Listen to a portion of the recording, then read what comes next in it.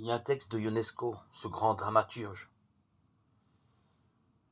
qui est intitulé « Je cours après la vie ». Permettez-moi de vous dire, même s'il est un peu long, ce texte, rien ne nous situera mieux le vide poignant de tant d'hommes de notre temps, qui courent après la vie sans espoir de rien rattraper.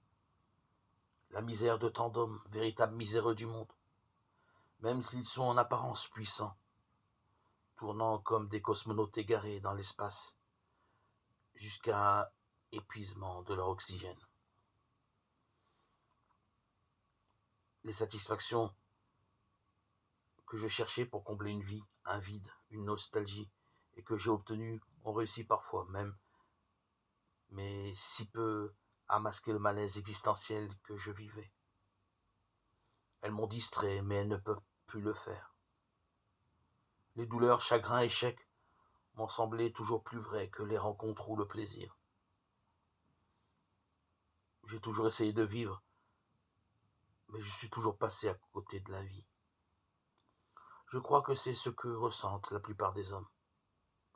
Je n'ai pas su m'oublier.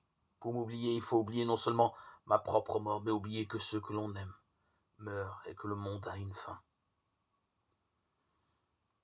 L'idée de la fin dans ce texte m'angoisse et m'exaspère.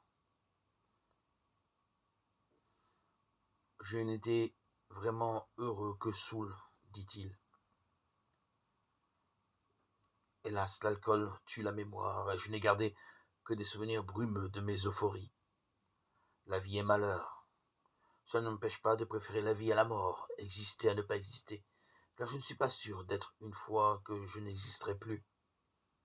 Exister étant la seule manière d'être que je connaisse, je m'accroche à cette existence, car je ne puis m'imaginer hélas une manière d'être hors de l'existence.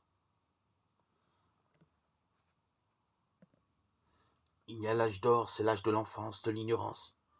Dès que l'on sait que l'on va mourir, l'enfance est terminée. Comme je l'ai dit, elle a fini pour moi très tôt. On est donc adulte à 7 ans, puis je crois que la plupart des êtres humains oublient ce qu'ils ont compris, retrouvent une autre sorte d'enfance qui peut se perpétuer, pour certains toute la vie, pour très peu. Ce n'est pas une véritable enfance, c'est une sorte d'oubli. Les désirs et les soucis sont là, qui vous empêchent de penser de la vérité fondamentale. Voilà, me semble-t-il, le cri de désespoir d'un homme. Ce texte de Ionesco me communique la tristesse et la déception qu'ont les gens à vivre de ce monde, à travers la chair, les plaisirs charnels. Quelle urgence pour nous de faire pressentir à ces hommes qui courent après leur vie le tressaillement de joie disciple de Saint-Pierre. Notre rôle à nous qui savons qu'il n'y a pas d'autre nom que celui du Seigneur Jésus, c'est de préparer ces rencontres, d'aider véritablement à ces rencontres, préparer les hommes à croire, à vivre de la relation du Christ vivant, et non pas à une religion de Jésus-Christ mi-mort, mort.